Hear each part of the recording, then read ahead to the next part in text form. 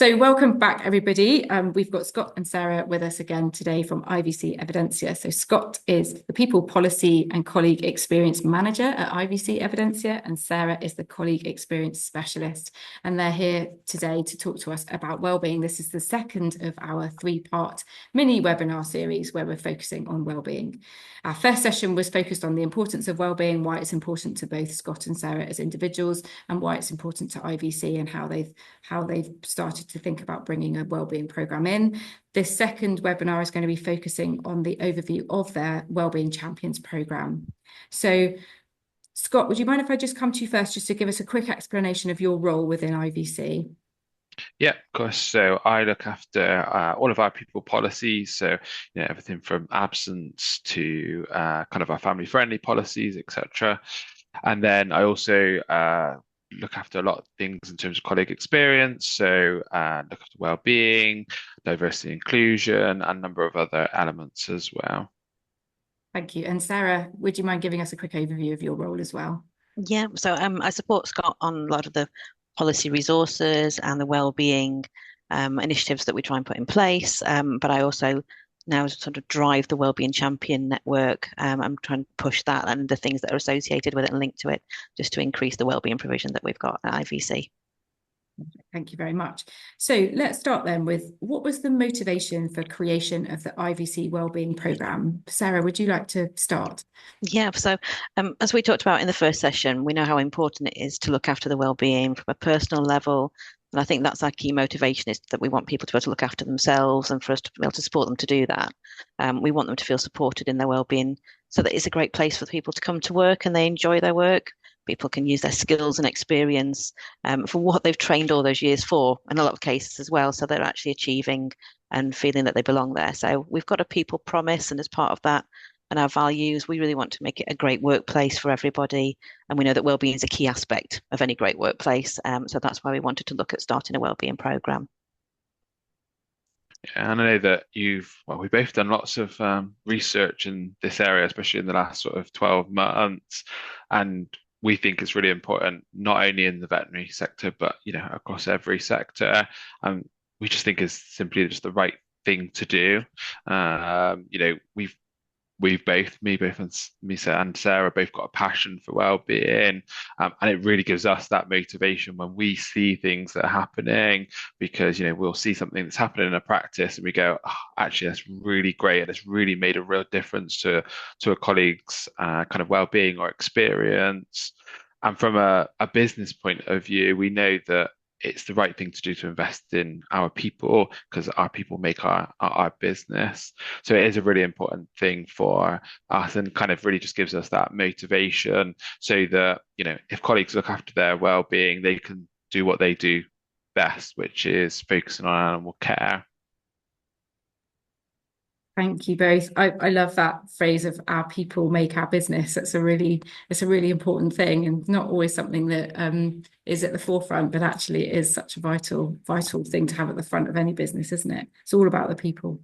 Brilliant. Okay, so let's go into a bit of detail about the program itself then. So, Scott, do you mind giving an overview of what the program consists of and entails? So I'm actually going to take us one step back, actually, before we talk about the Wellbeing Champions, which Sarah's going to touch up on in a second, and just talk about what we kind of created in the first place. So we created what we call the Colleague Care Hub, which ultimately is our place that any colleague can go, that they can go and get any resources. And it's mainly aimed towards well-being. So we've got a number of different sections upon the Colleague Care Hub, which have, all the different topics around things such as mental health, physical health, but also particular topics that we know that really make a difference. So we've put all of the resources on there for colleagues to access at any point. And then it's got all of the different ways that people can go and get support as well. We've got internal support, but we also know that there is also external kind of charities, etc., that can help colleagues. So we think it's really important that everybody gets access to it, so that they can access it whenever they need to. And then what we've then put in place is our wellbeing champions to really help. So I'll pass over to you, Sarah, to talk about our wellbeing champions. Yeah, so we've got a growing network of wellbeing champions now. They're there to promote our wellbeing support and resources. We want them also to encourage that sort of environment where colleagues feel comfortable to talk about wellbeing and to ask for support if they need it. And we ask them, the champions, to raise awareness whenever they can. So it becomes the norm within an environment rather than something that somebody feels that they're not sure who to talk to. We want them to be open about things. We give them lots of different tools when they become a champion. So they have our colleague care calendar, and that works quarterly, focusing on different wellness awareness campaigns, from things like menopause, mental health. We've done financial well-being as well, and our benefits, because obviously that all links back to somebody's well-being as well.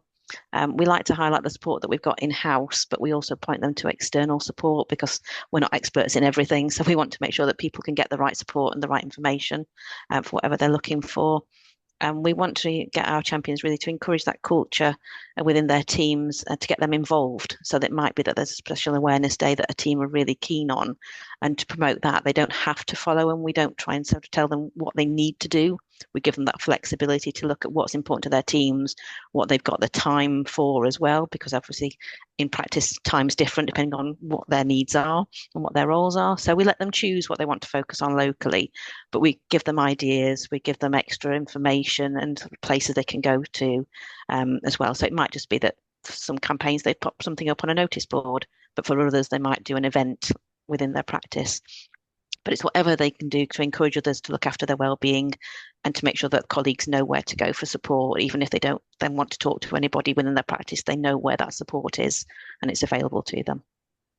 Oh, that's great. So you've got the sort of central hub that you've created, and then you've also got these wellbeing champions out in practice that are able to kind of act as those kind of central places for people to go to. Are they based in, do you try and have them in all of your practices, or are they more regional across areas? The aim is to get one in every practice. We're working our way through that slowly, and so we've done more training this month. We're always looking at the next training session, and we're getting lots of people. We have about 50 every single time we do a training session now, which is great to see. It's kind of snowballing that effect. So yeah, eventually the aim is to have one or more in every practice. We've got some practices where they're bigger, so they've got a few already, which is great to see, and they work as a team. But we also encourage them to talk to each other as well, so they might be able to communicate with a practice that's in their same region as well. Oh, that's brilliant. And what sort of impact do you feel that this programme has had then so far in the veterinary profession and within the IVC group? Sarah, do you want to come first on that? Yeah, we do know that they're making a difference. We're seeing that every week. We've got an internal social network where they can post what they're up to, and that's great because they can communicate with each other and encourage and give each other ideas. As well. So we know that that's happening out there, which is great to see. And we ask them to feedback for their quarterly newsletters as well, so that we can, again, share what's happening. And we're seeing that it's really positive. So it's about having a team of champions that want to support their colleagues and they've got that genuine interest in wellbeing. I think that's really important. We're backing that up now with our mental health first aider network, and we're looking at training for line managers on supporting mental health, as well as the flexible working and reasonable adjustments. So they all tie together to wellbeing. So we're making sure that that's all available. So we're seeing some really great positive results. And as I say, we've got more people wanting to join the network every time we advertise. So I think we're really starting to see that impact out there now. We definitely, yeah, I think, quite humbling to see when, we see some of the fruits of our labor, I suppose, in terms of we see on the social network that we've got where, it's just those lovely little pictures that people put up to go, this is what we've done and this is the difference it's made. Or I had a great conversation with a colleague today and I was able to help them.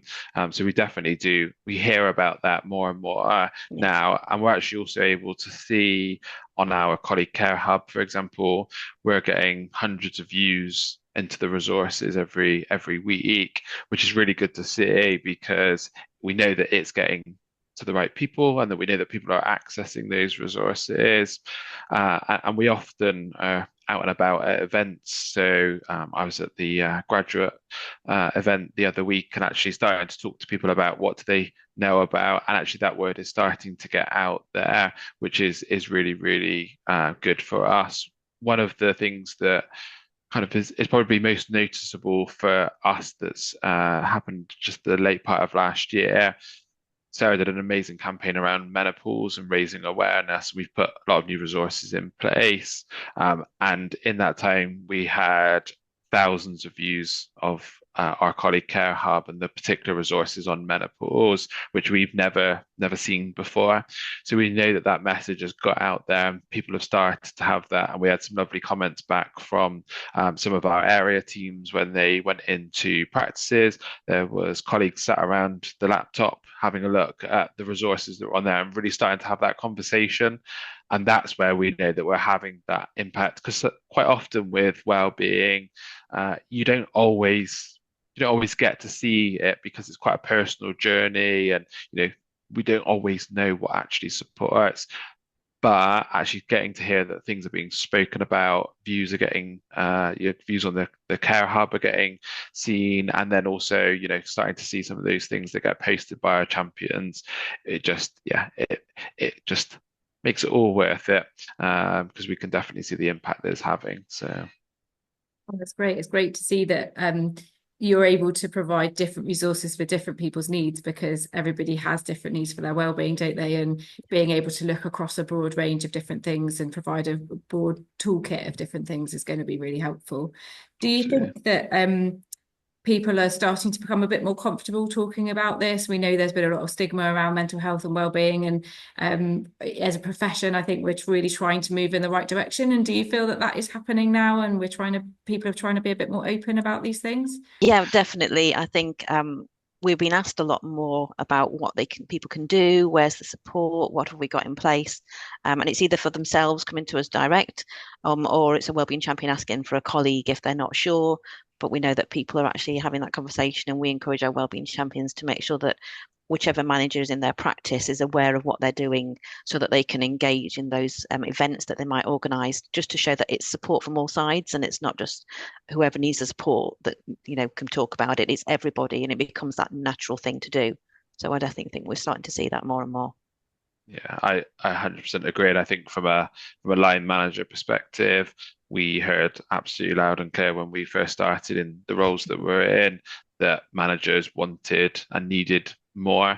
And that's why we've put a lot of resources in place. We're building a mental health conversation kind of e-learning for line managers that we're launching this year, just to really help and to back that up, because it's clear that our managers want to talk about well-being, which is great, and they need that support as well. And it's quite clear that then they're getting asked these questions by their colleagues and they're not quite always sure what to do. So actually, if we can give them that confidence that they're absolutely doing the right thing, then great. Because I think, it's definitely becoming a topic that is now being spoken about, which is really encouraging to see. Yeah, absolutely. It's great to see that there's some resource that's being put towards this, and lots of things are being developed to support vets in practice, and hopefully this is going to really help with wellbeing in practice and allow vets to stay in the profession for longer and enjoy the profession and be motivated in the profession, and not get to that point of burnout or just mental health crisis. So it's a really fantastic initiative that you've put in place. Thank you for sharing the main points around it. So great. We're going to have a third session with Scott and Sarah, where we're just going to talk through some top tips for how you might want to implement this sort of a program in your own practice. So please do come back and check out that session. Thank you very much, Scott and Sarah, again, for giving up your time today. It's been lovely to chat to you. Thanks. Thanks.